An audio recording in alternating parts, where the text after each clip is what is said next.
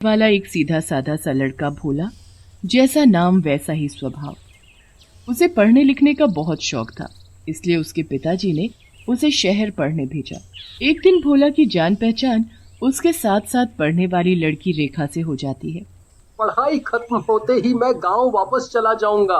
आगे की पढ़ाई मैं नहीं कर सकता क्योंकि मेरे माँ बाबा आगे की पढ़ाई का और खर्चा नहीं उठा सकते। मैं उन दोनों पर और बोझ नहीं बन सकता। मुझे अब उनके लिए कुछ करना है। गांव में रखा ही क्या है, शहर में रहकर तुम बहुत कुछ कर सकते हो। नौकरी करो और खर्चा गांव भिजवा दिया करो।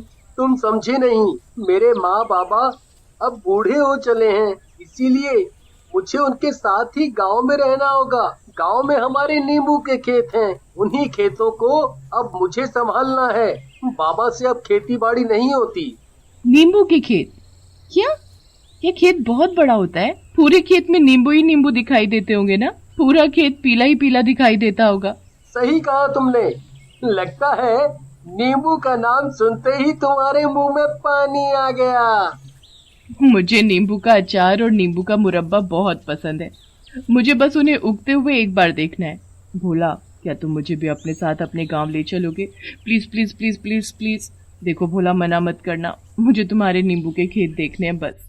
ठीक है, ले चलूंगा, पर एक शर्त पर। गांव में तुम इस तरह के कपड़े नहीं पहनोगी, मतलब जीन्स पैंट, कोई भी छोटे कपड़े वहाँ नहीं पहनने। वहाँ तुम सिर्फ सूट सलवार ही पहन सकती हो। रेखा उसकी हर शर्त मान लेती है और भोला के साथ गांव चल देती है।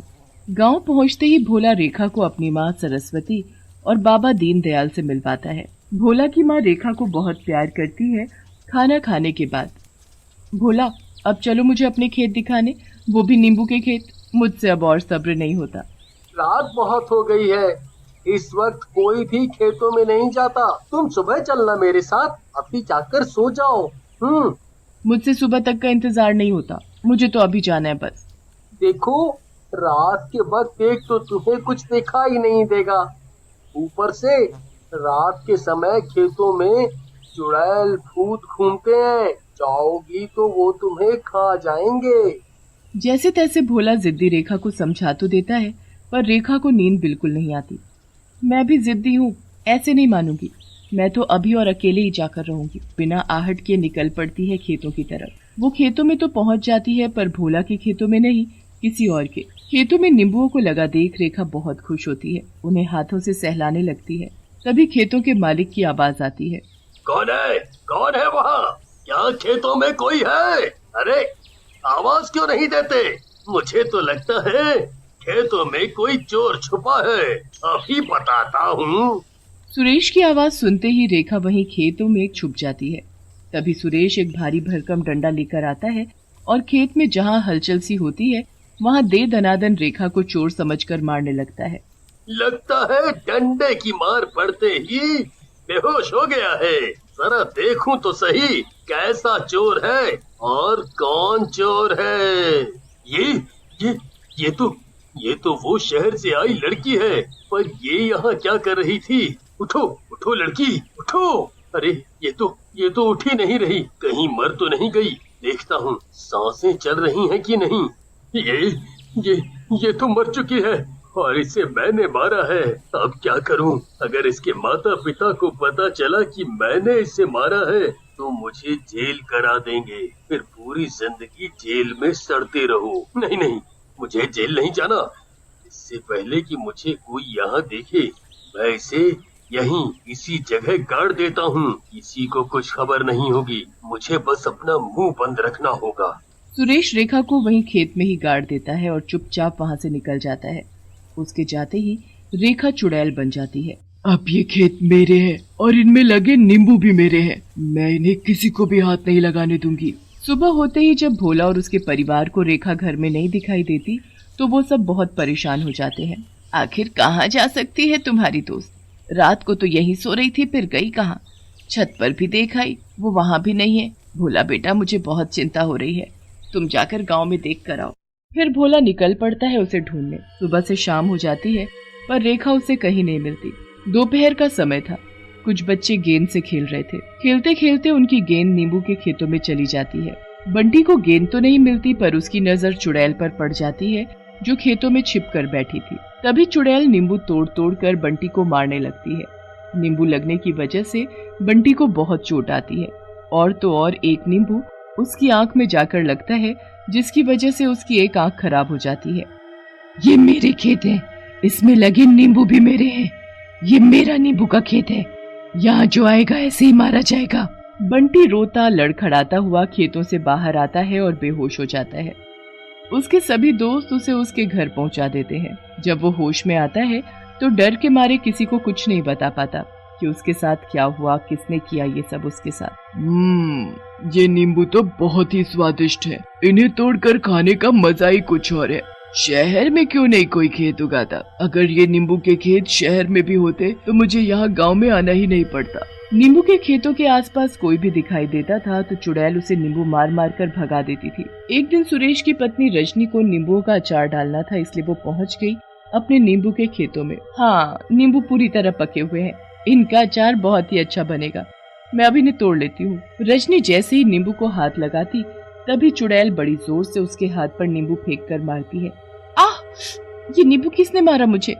खेत में कोई है क्या? आवाज क्यों नहीं देते? पता नहीं कोई है भी कि नहीं। रजनी फिर से नींबू तोड़ने लगती है। नींबू तोड़कर वो जा ही रही होती है कि चुड़ैल उसके हाथों से सारे नींबू गिरा देती है। रजनी चुड़ैल को देखकर भागने की कोशिश करती है, पर चुड़ैल उसे पैर मारकर नीचे गिरा देती है। चुड़ैल, मुझे जाने दो, देखो मैंने तुम्हारा क्या बिगाड़ा है जो तुमने मुझे पकड़ लिया। छोड़ दूं? जाने दो? एक तो तुम मेरे खेत से मेरे प्यारे नींबुओं को चुरा कर ले जा रही हो और बोलती हो कि मैंने कुछ नहीं किया। मैं तो बस अचार बनाने के लिए नींबू लेने आई थी और कुछ नहीं। आओ, आज मैं तुम्हें अचार नहीं जूस पिलाती हूँ। रजनी के सीने पर बैठकर चुड़ैल उसके मुंह में जबरन नींबू निचोड़े जा रही थी, एक के बाद एक। नींबू का इतना रस मुंह में जाने के बाद रजनी कुछ बोल नहीं पाती और खांसने लगती है। उसके बाद रजनी हमेशा के लिए अपनी आवाज खो बैठती है और कभी बोल नहीं पाती। एक दिन गांव के कुछ लोग सुरेश के घर जाते हैं। सुरेश भाई, हम कई दिन से देख रहे हैं कि तुम अपने खेतों पर नहीं जाते हैं। अगर तुम खेतों पर नहीं जाते तो कौन हमें आते जाते नींबू मारता है? बोलो। हम लोग जब आवाज लगाते हैं तो कोई दिखाई नहीं देता। आखिर बात क्या है? क्या तुम्हारी जगह कोई और तुम्हारे खेतों की देखभाल करता है? अगर कोई देखभाल करता भी है तो उसे समझा दो कि हमें नींबू से ना मारे, नहीं तो तुम्हारे लिए अच्छा नहीं होगा। मैं तो डर के मारे अपने खेतों में नहीं जाता। कहीं मेरे पीछे किसी ने मेरे खेतों पर कब्जा तो नहीं कर लिया? मुझे आज चलकर देखना ही होगा। जैसे ही सुरेश अपने खेतों पर पहुंचता है तो वहां चुड़ैल को देखकर हैरान रह जाता है। चुड़ैल खेतों में नींबुओं का ढेर बनाकर उनके ऊपर बैठी थी और बड़े मजे से नींबू खा रही थी। पूरा गांव उसके चारों तरफ था। तभी चुड़ैल नींबू उठा उठा कर लोगों पर मारने लगती है। सभी अपनी जान बचाने के लिए इधर उधर भागने लगते हैं। तभी एक नींबू भोला के माथे पर जाकर लगता है। उसके माथे से खून बहने लगता है। भोला, तुम्हें लगी तो नहीं? मैं तो इन सबको मार रही थी, तुम्हें गलती से लग गया। दूर खड़ा सुरेश डर से थर थर कांप रहा था कि आज उसकी पोल खुल जाएगी और वो जेल चला जाएगा। भोला, अगर मैंने तुम्हारी बात मानी होती तो जिंदा होती। ये सब मेरी जिद का कारण है। उस रात मैं छिपकर तुम्हारे नींबू के खेत देखने गई थी। खेत में घुसते ही किसी ने मुझे चोर समझकर मेरे सिर पर डंडा मारा और मैं तभी मर गई। वो जो उधर खड़ा है ना, उसने मारा है मुझे और मुझे वहाँ खेत में ही गाड़ दिया। इसलिए मैं कभी खेतों से बाहर नहीं निकली। रेखा, ये तुमने क्या किया? तुम्हें पता नहीं कि ये खेत मेरे नहीं है? मेरे खेत उधर वो रहे। ये सब तुम्हारी नादानी के कारण हुआ है, पर सुरेश ने तुम्हें मारा है, तुम्हारी हत्या की है। उसकी सजा तो इसे मिलनी ही है। भोला रेखा के घर वालों को उसके मरने की खबर दे देता है और सुरेश को पुलिस